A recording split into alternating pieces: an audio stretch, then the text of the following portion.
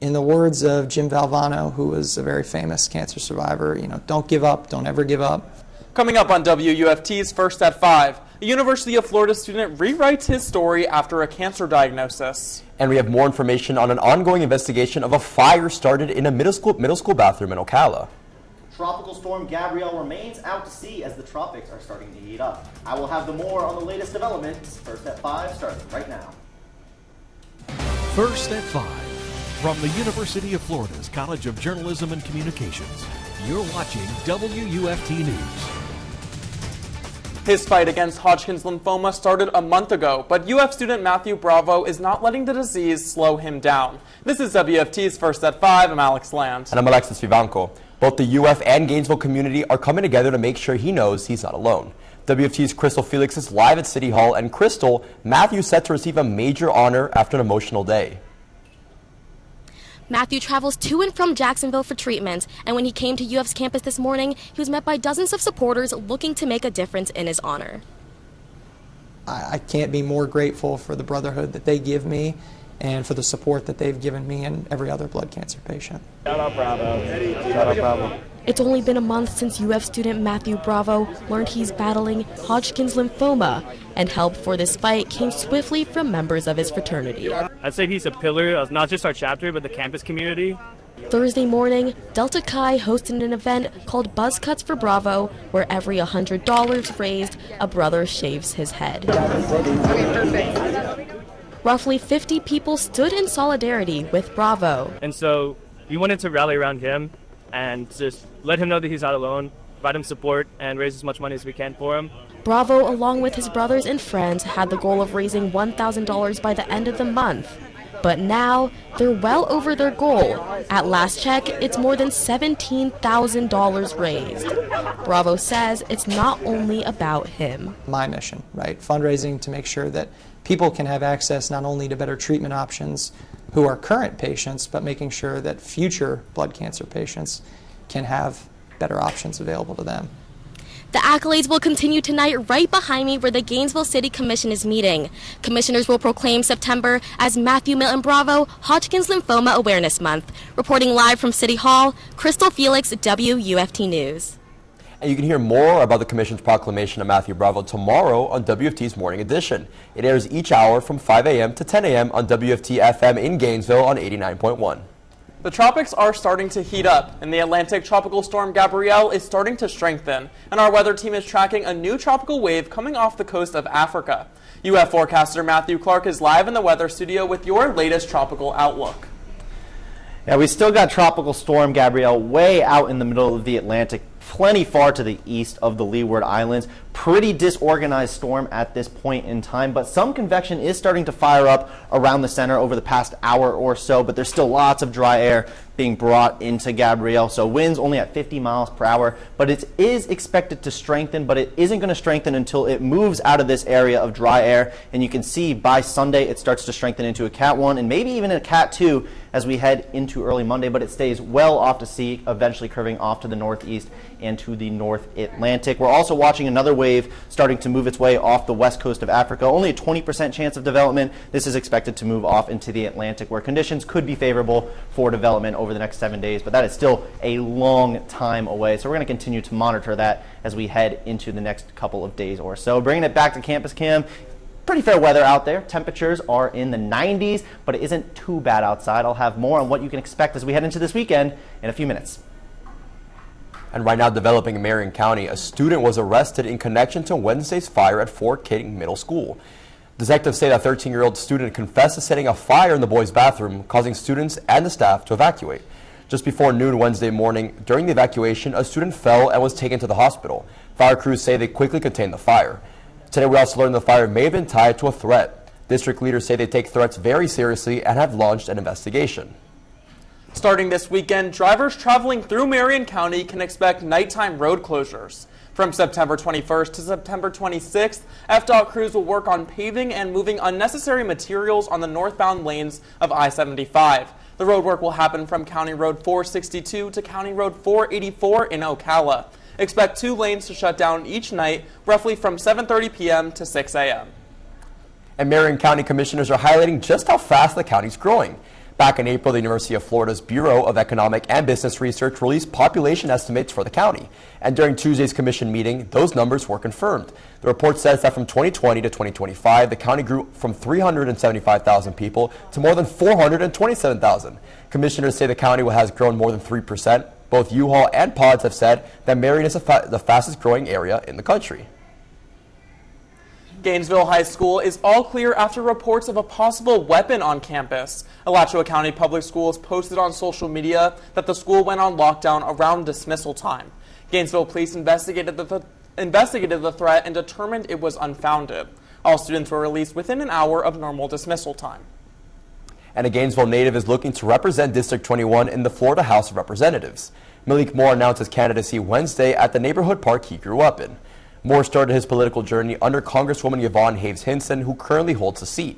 In her statement, she said, "I think it's time for young people to get engaged, collaborate, collide, unite, and engage in the world in the creation of a world they want their future to look like." She goes on to say the future belongs to them, so let's not rob them of it. He will run against Democrat Xavier Monroe of Alachua. The Gainesville Police Department is shining a light on a new program tonight, introducing co-responders, trained mental health professionals that work alongside officers to help people in crisis. WUFT's Eva Garcia joins us live in the studio. Eva, you spoke to the department's PIO, who told you the community should better understand this position. Yes, this event, Ask a GPD Co-Responder, is at 7 p.m. inside the GPD Hall of Heroes. GPD's goal is to introduce locals to professionals making a difference. Residents can hear real stories from professionals who handle crisis on the daily. Those attending can ask any questions on how law enforcement and mental health professionals partner to tackle on emergencies. GPD PIO Art Forgy wants the people of Gainesville to understand the benefits of this. We are trying to be transparent and show our community what services we have and how that benefits them or can benefit them. The interactive Q&A will also highlight career opportunities and encourage greater connection between the police and the community. GPD says they hope the event will build trust and help residents understand how co-responders contribute to a safer Gainesville. Employees of HCA Florida Gainesville put down their stethoscopes and picked up a sledgehammer. On Tuesday, they broke down the wall that divided the hospital and its emergency center. This milestone is to celebrate the next construction project for the hospital. The emergency center is now open 24/7. It'll become the primary emergency room when the hospital opens in spring 2026. The HCA Florida Gainesville Hospital will be the first new hospital to open in Gainesville in 50 years. And coming up when First at 5 returns, how one Florida organization makes sure that everyone is able to compete. An inside look into Special Olympics Florida's State Bowling Championship when we return. You're watching WUFT-TV News. Special Olympics Florida held their annual State Bowling Championships. Athletes are hitting their stride, or I guess in this case their strike, including some athletes here in North Central Florida. I went to Boardwalk Bowl in Orlando to get to know these athletes and learn what keeps them coming back to compete. Enticing crash of bowling pins draws everyone to bowling alleys. And the crowd at Boardwalk Bowl in Orlando this week was especially excited. Yes! Good job, Randy! Special Olympics Florida hosted its annual bowling state championship. Over 500 athletes are here to strike up some competition in Orlando, but for them, it's about more than just a game. They love it. These athletes love to bowl. They love the competitive side, but it also brings them together. It just creates the bonds between the athletes, the coaches, the parents, and the volunteers. Senior Regional Director Justin Coppertino says the event isn't just about the bowling and the medals. It's about the community. So for mine, We're going to have fun. awesome. My day's going great. And I'm having a blast as taking. These games feature the best of the best in Florida, all of the winning bowlers from 35 different counties. We want them to be able to participate in something, and that's what we do. You know, Special Olympics isn't just about sports, it's about growing that social interaction between our athletes and coaches and parents. Special Olympics Florida is the largest chapter in the country, representing over 75,000 athletes.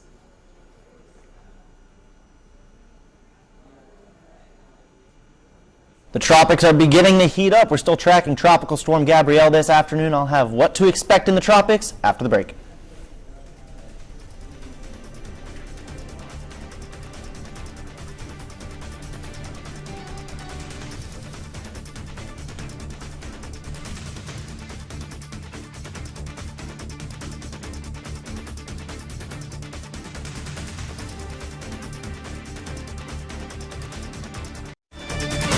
You're watching WUFT-TV News. In Gainesville, a movement is all the buzz these days. Bee City Gainesville, a local wildlife initiative backed by the Florida Wildflower Foundation, is working to transform yards and public spaces with native plants.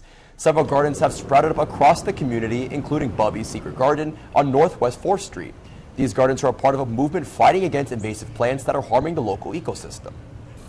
Plants are going to support the native wildlife that we have. Like, that's the biggest one, right? Especially with this initiative, we're really focused on pollinators, and so that would include things like bees, wasps, butterflies, all of those things.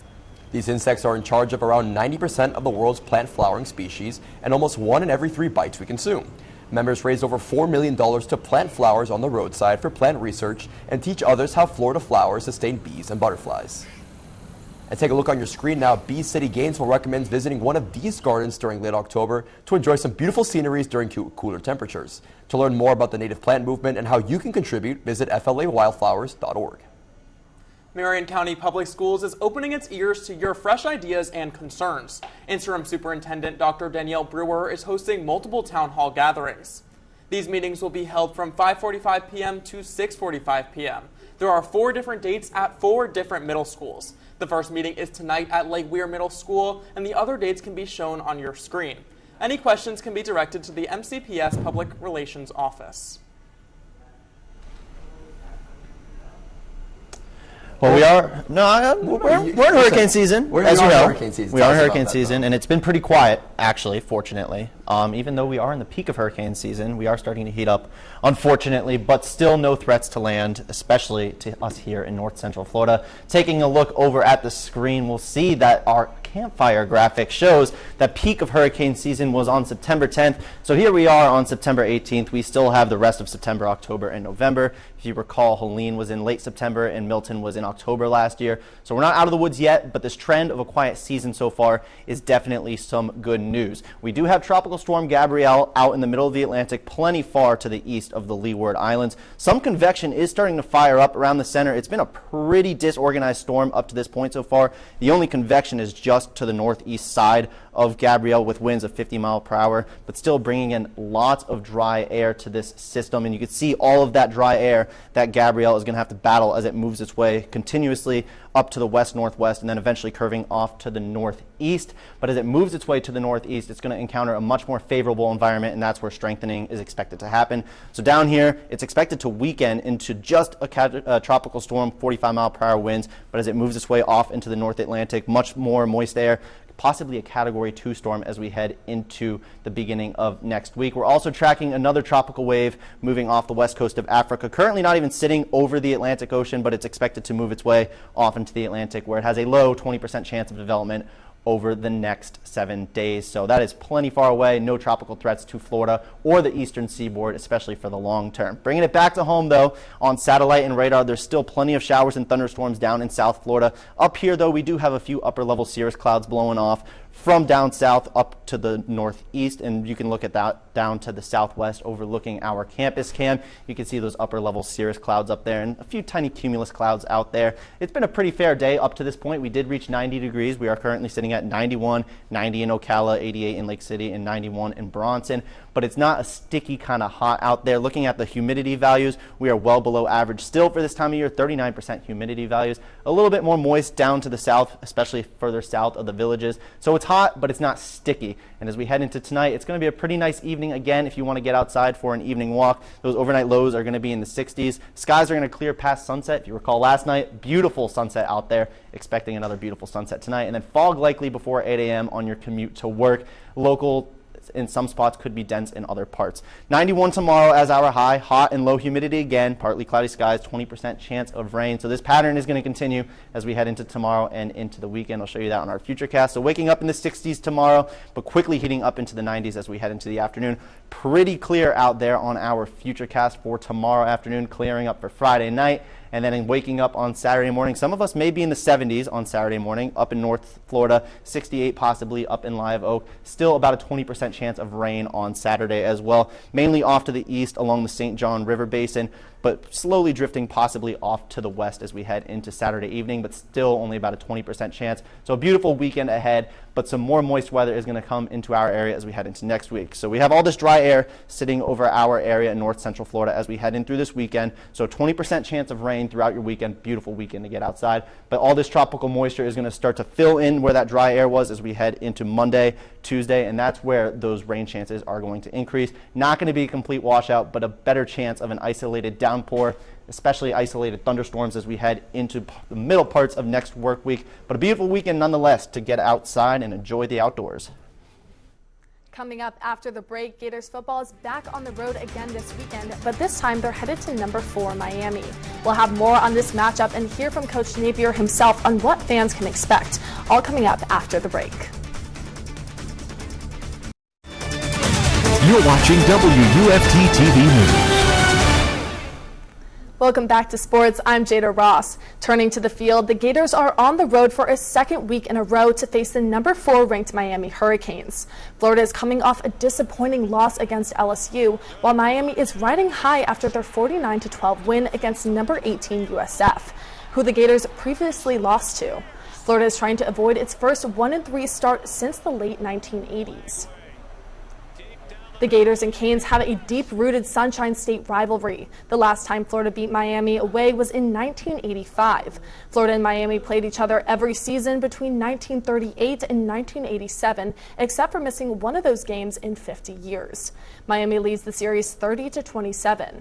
Last season, the Gators fell to the Hurricanes 41-17 in the Swamp. Kickoff is at 7:30 p.m.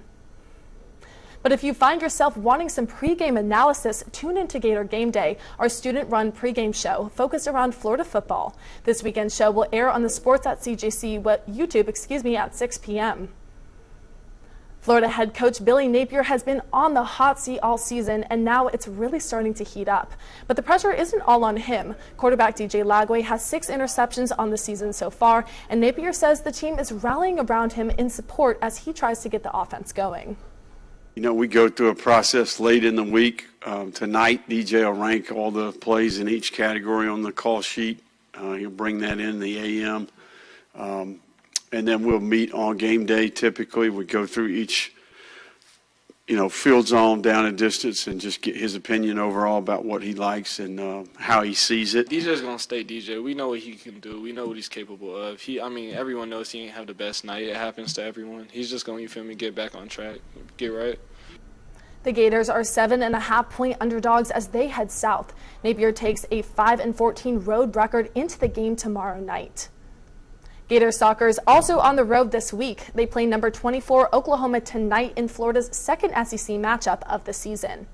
The Sooners are 7-1-1 and undefeated at home, but the Gators will be looking to snap that streak and beat the Sooners for the first time since 2013 and for the first time ever while playing on the road. Tonight's matchup is just Florida's second of 3 top 25 consecutive matchups. Kickoff is at 7 p.m. High school volleyball is in full swing as they approach the end of the regular season. Several local schools have home matchups tonight.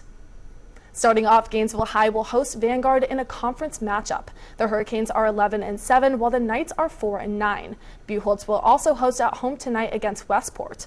The Bobcats are 6-4 overall, and the Wolfpack are 11-5. Lastly, Santa Fe is away at Forest in a non-district matchup. The Raiders are coming in with a 13-5 record, while the Wildcats are 9-7. All 3 games will begin at 7 p.m. tonight. Lastly, Philip Abner, former Florida pitcher, will make his MLB debut tomorrow night for the Arizona Diamondbacks. Abner's MLB debut will be the 88th in UF program history.